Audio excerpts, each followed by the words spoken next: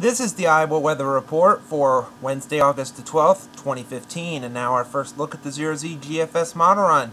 At 1 p.m. this afternoon, we have a trough over the Great Lakes in the northeast, and a little bit of a system moving into the west. Big ridge in the middle part of the country.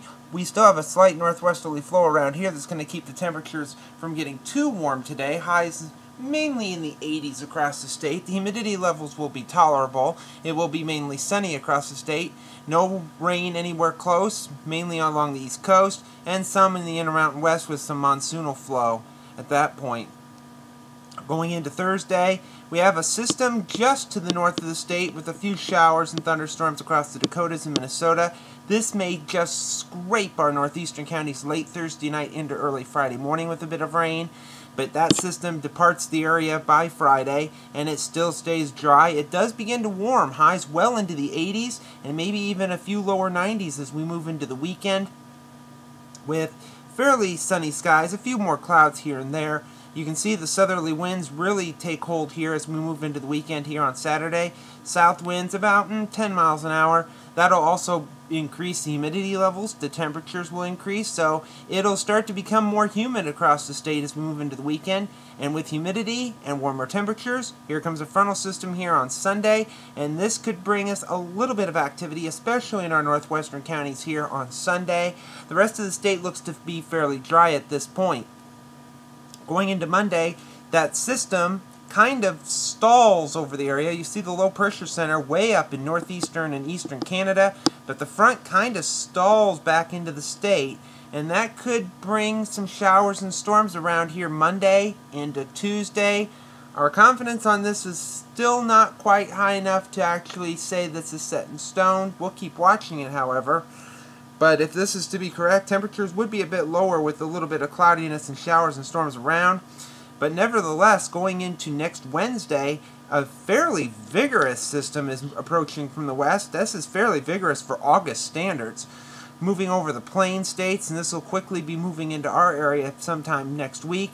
And this would bring a low pressure center in the Dakotas, winds out of the south, showers and thunderstorms possible. We'll have to see what happens. This looks fairly much like a possible severe weather threat, but this is still a week out, so a lot of things could still change, as they still could here in the extended period. This is the 23rd. We still have a bit of a ridge over the south and southeast, but we have a trough axis just to the north and west of the state. It's close enough that another system could be approaching with a little bit of activity possible. A little bit of air mass thunderstorms over the south and southeast, pretty much with afternoon heating. Otherwise, temperatures a bit warmer than seasonal levels with the southerly winds ahead of this system. And then as we go to the end of the forecast on the 27th, no real big ridges or troughs at this point. Bit of a flow out of the west and northwest. Not quite zonal, but a fairly weak flow at that.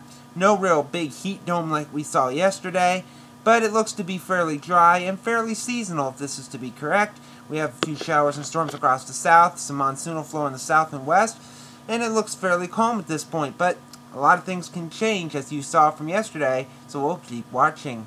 Satellite image from last evening, we had a bank of clouds from the northeast coast, or the New England states, and the east coast, across to the Gulf Coast, monsoonal flow over the southwest, producing some showers and storms around the Phoenix and Tucson area. And you can see a few severe thunderstorm warnings there last evening. A couple of red flag warnings in the northwest, some flash flood watches in southeastern Utah and southwestern Colorado. But from about the plains eastward, it is very quiet at this point. The QPF chart, precipitation over the next 5 days through Sunday evening at 7 o'clock, shows very little, if any, precipitation around here, except our northwestern counties late on Sunday could get some precipitation. The heaviest looks to be around the Florida